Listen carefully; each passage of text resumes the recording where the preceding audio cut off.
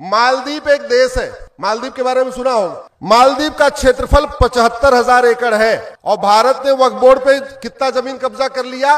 10 लाख एकड़ जमीन। यानी भारत में वक्फ बोर्ड ने जितनी जमीन कब्जा किया है इस पे 13 मालदीव बन जाएंगे और फिर भी 25,000 एकड़ जमीन बचेगी। सिंगापुर का क्षेत्रफल 1,80,000 एकड़ है, वक्फ बोर्ड ने जो कब्जा किया है 10 लाख एकड़ जमीन पे, यानी 5 सिंगापुर बन जाएगा और फिर भी 1 लाख एकड़ जमीन बचेगी। बहरीन का क्षेत्रफल 1,90,000 एकड़ है, वक्फ बोर्ड ने 10 लाख एकड़ जमीन पे कब्जा कर रखा है, यानी 5 बहरीन बन जाएगा, फिर भी 50,000 एकड़ जमीन बचेगी।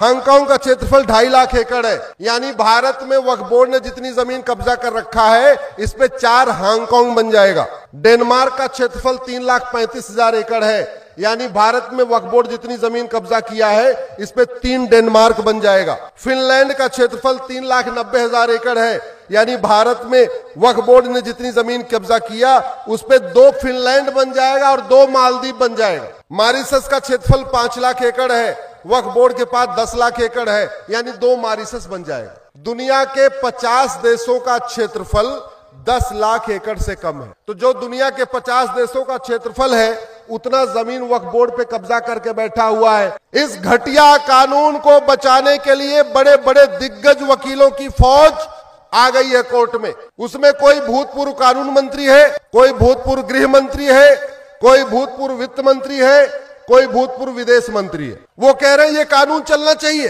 एक तरफ कह रहे हैं भारत में संविधान होना चाहिए, संविधान को खतरा है। आप बताओ संविधान को इस कानून से खतरा है कि नहीं? अरे ये भारत के संविधान में तो WAQF वक्फ नाम का शब्द ही नहीं है।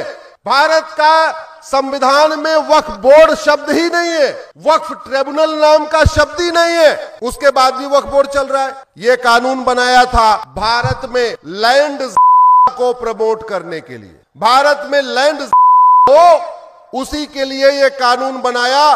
पहले नेहरू ने बनाया, बाद में इंदिरा गांधी ने मजबूत किया, बाद में राजीव गांधी ने मजबूत किया, बाद में उसको नरसिम्हा राव ने मजबूत किया, फिर मनमोहन सिंह जी ने मजबूत कर दिया।